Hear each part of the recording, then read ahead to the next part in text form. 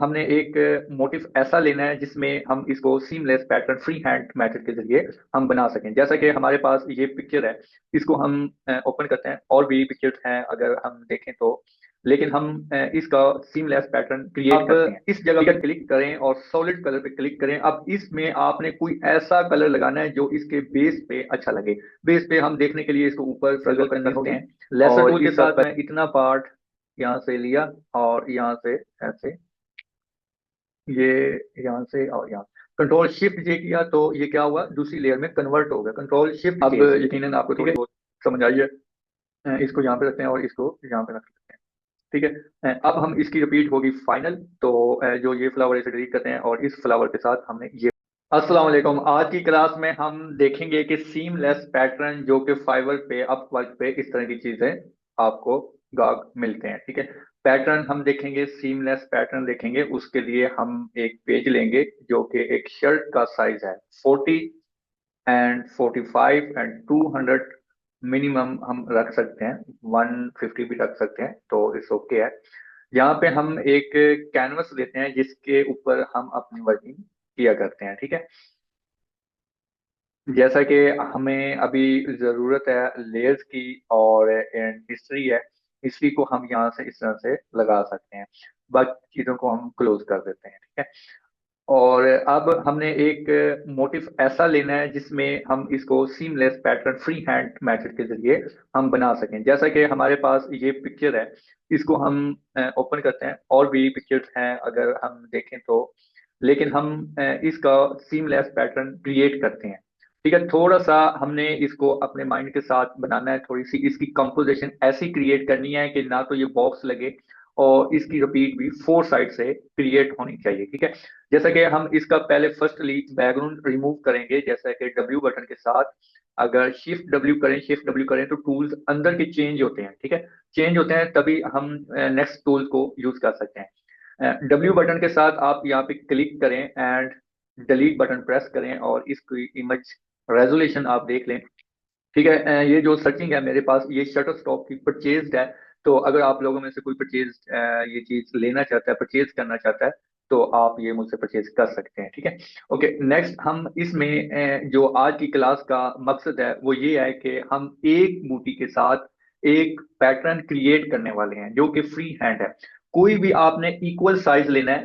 M button press کیا اور shift کے ساتھ آپ نے ایسے باکس لگایا. شفٹ کے ساتھ اس لیے میں نے کہا ہے کہ اس کا ایکول سائز بنے گا.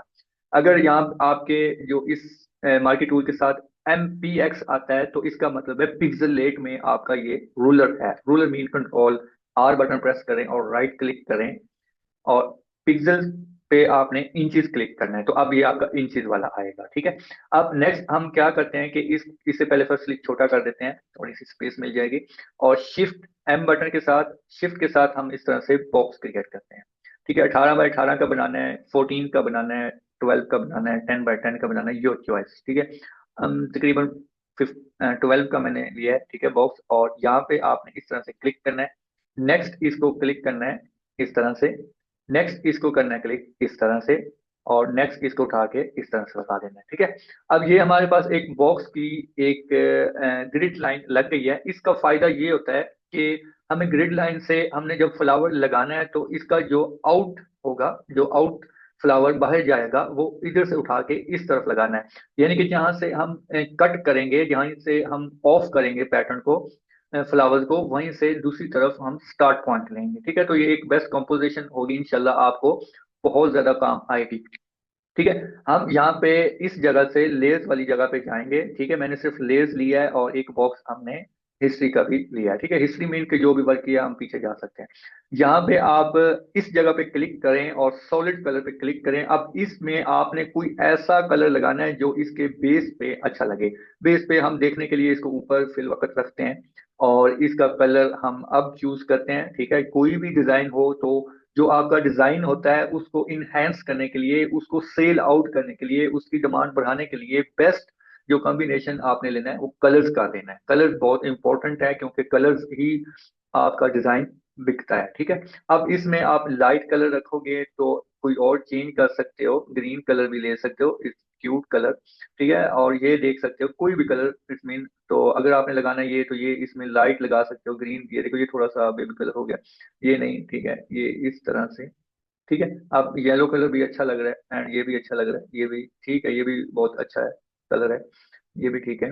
ये कर लेते हैं, ठीक है, ये इसको थोड़ा सा अच्छे वाला सूट कर रहा है, ओके कर लेते हैं। ई बटन प्रेस, डब्ल्यू से मैंने यहाँ पे क्लिक किया, और सॉरी ई बटन प्रेस किया, शिफ्ट ई, ठीक है। जब हम शिफ्ट ई करते हैं तब आपके अरेजर के अंदर वाले जो टूल्स होते हैं वो चेंज होते हैं, तो इस हमने डिलीट किया, जिधर जिधर व्हाइट रहता है वो मैंने डिलीट कर दिया, ठीक है। अब हम इसको थोड़ा सा बाहर रखते हैं और इसको अंदर रखते हैं, ठीक है। अब इसमें से आपने वो चीजें लेनी है जो आपने यहाँ पे कंपोज करना है, ठीक है। पूरे का पूरा फ्लावर नहीं भी लगाना, अगर लगाना भी है तो कोई तरीके के साथ लगाना है, जैसा कि बेहतर यही है कि आप इसकी कंपोजिशन खुद करें, जैसा कि हम इधर से ये लेसर टूल से लिया और इधर से हम ऐसे जाएंगे, ठीक है। अब इसे जूम कर लिया करें एक बार, ठीक है, कंट्रोल स्पेस के साथ जूम होता है, कंट्रोल स्पेस के साथ इन आउट भी होता है माउस के जरिए, ठीक है। आर्ट के साथ आप इसका इस तरह से कम कर दें थोड़ा सा, फिर इधर से भी कम कर दें, ठीक है, कंट्रोल जे किया, ये मैंने कंट्रोल जे करके इधर रख लिया। अब दूसरा पार्ट हम ले लेते हैं इसी का, और इसको हमने इस तरह से घुमा के इधर से, यहाँ फ्लावर इधर से, ये ठीक है। ये देखें, अब मैं अच्छे तरीके के साथ इस तरह से घुमा के यहाँ से ले गया हूँ, ठीक है। और इसकी लेसर टूल आपने पकड़ा हुआ, और ये शिफ्ट प्रेस, आर्ट प्रेस करेंगे तो माइनस होगा, अगर शिफ्ट करेंगे तो क्या होगा, ऐड होगी, सिलेक्शन ऐड होगी, ठीक है। कंट्रोल जे किया, इसको उठा के हम यहाँ ले आए, ठीक है। अब इसमें क्या है कि एक तो ये डंडी अचानक से खत्म हो रही है, तो इसके लिए हमें अब कुछ थोड़ा सा और इस पे स्ट्रगल करनी होगी। लेसर टूल के साथ मैं इतना पार्ट यहाँ से लिया, और यहाँ से ऐसे, ये यहाँ से और यहाँ, कंट्रोल शिफ्ट जे किया तो ये क्या हुआ, दूसरी लेयर में कन्वर्ट हो गया, कंट्रोल शिफ्ट जे से, ठीक है। ये इतना पार्ट जो था हमारा, ये लेसर टूल के साथ माइनस करते हैं आर के साथ, और ये कंट्रोल शिफ्ट ये किया, कंट्रोल शिफ्ट ये, ठीक है। अब हमने इसको इस तरह से सेट करना है कि ये हमारी एक प्रॉपर कंपोजिशन लगे, इसे हम इस तरह रोटेट कर सकते हैं, ठीक है। और इसकी जो ये डंडी का मसला है, इसको हम इसके ऊपर कोई फ्लावर लगा देते हैं ताकि ये थोड़ा सा लुक वाइज अच्छा लगे, ठीक है, ये यहाँ पे अच्छा लग रहा है। अब इसकी थोड़ी सी कॉपी बना के रख लेते हैं ताकि अगर जरूरत पड़ी तो हम इसमें से एडजस्ट करें। इसे मैंने मर्ज किया और इधर से व्हाइट कलर डिलीट किया। अब आपने करना क्या है कि ये देखें, कंट्रोल एच किया, और कंट्रोल एच किया तो यहाँ से आपने एम बटन, ये देखें ग्रिड लाइन आ गई, इसको एम बटन के साथ इस तरह सिलेक्शन लेनी है, और जो बाकी का पार्ट होगा उसे शिफ्ट के साथ ऊपर जाके इसके साथ खुद ही ये अटैच हो जाएगा। अच्छा, अब इसकी बारी है, इसकी जो ये डंडी है ये मुझे अच्छी नहीं लग रही, तो इसको हम खत्म करने के लिए एक कंपोज फ्लावर कंट्रोल जे क्लिक किया, और इसको यहाँ से इस तरह से हम जोड़ेंगे कि इस तरह से, ठीक है। अब ये थोड़ा बहुत इस पे अच्छा भी लग रहा है, ठीक है। इसको मैं थोड़ी देर साइड पे रखता हूँ और इसको यहाँ पे कंपोज करते हैं, ठीक है। अब इसे क्या करना है, इसी पार्ट को मैं यहाँ कॉपी भी कर लेता हूँ ताकि हम इधर से भी कुछ चीज बना सकें। अब यहाँ से ग्रिड लाइन से इस तरह से सिलेक्शन ले लेनी है, और वी बटन प्रेस करना है, और इसको शिफ्ट के साथ ऐसे जोड़ देना है। जब ये जुड़ जाए तब आपने इसकी जांच छोड़नी है, ठीक है। इसे जूम करके भी देख लेना है कि सही से लगा या नहीं लगा, ठीक है।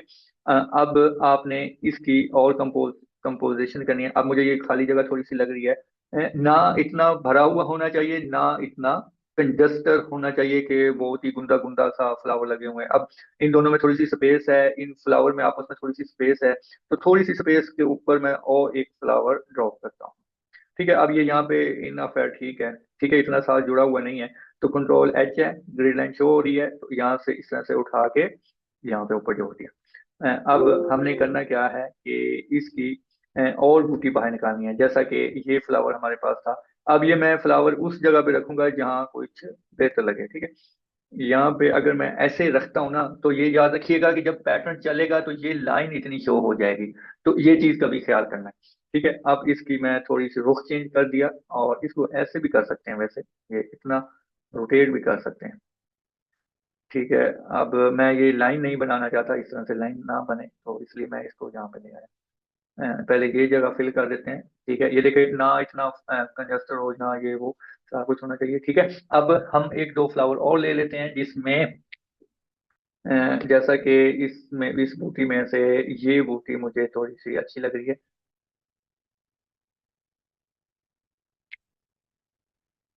ठीक है, जूम करके देख लिया करें कि कोई चीज ऐसी नहीं है कि आपने ये देखें प्लस कर लिया तो मैंने ये इजीली कंट्रोल जे किया और इसको यहाँ पे।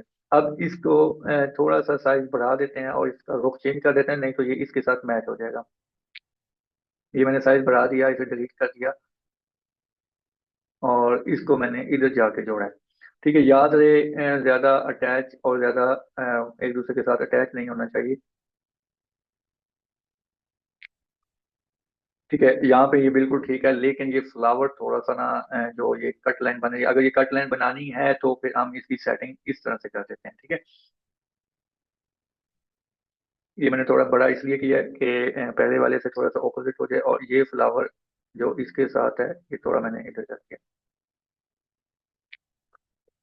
इसी को हम थोड़ा इधर कर लेते हैं और यहाँ पे ठीक लग रहा है। ठीक है, अब हमें इस जगह पे भी कुछ लाना है तो हम इसके लिए ये जो फ्लावर रहता है इसको हम ड्रैग एंड ड्रॉप करके लगाएंगे। ये इस तरह से कट कर लिया, कंट्रोल इस तरह से कट कर लिया और ये आर के साथ माइनस करेंगे। ठीक है, और इसे कंट्रोल जे किया और इसे अब हमने इस तरीके के साथ लगाना है कि ये एडजस्टमेंट सही हो जाए। जैसा कि हम इससे मैंने इसका रुख चेंज करता हूँ थोड़ा सा, क्योंकि ये बूटी इसके साथ मैच हो जाएगी। कोई चीज आपकी मैच नहीं होनी चाहिए, इस बात का आप ख्याल रखना है। अगर ये मैं फ्लावर यहाँ पे ही रखता हूँ तो क्या ऑपोजिट कलर वगैरह हमारे सही आएंगे? नहीं, क्योंकि ये जो कट पीस है ये थोड़ा सा हमारा इस तरफ आएगा। या तो इसे हम हिडन फिल वक्त करते हैं और इसको देख लेते हैं कहाँ तक जाएगा। इतना पार्ट हम नीचे ले आते हैं। ठीक है, और बाकी जो ये साइड जा रही है ये भी हम ऐसे लगा देते हैं। यहाँ तक तो ये इट्स गुड है। इसको मैंने थोड़ा इधर कर लिया है। ठीक है, खुद ही इधर कर दिया थोड़ा सा।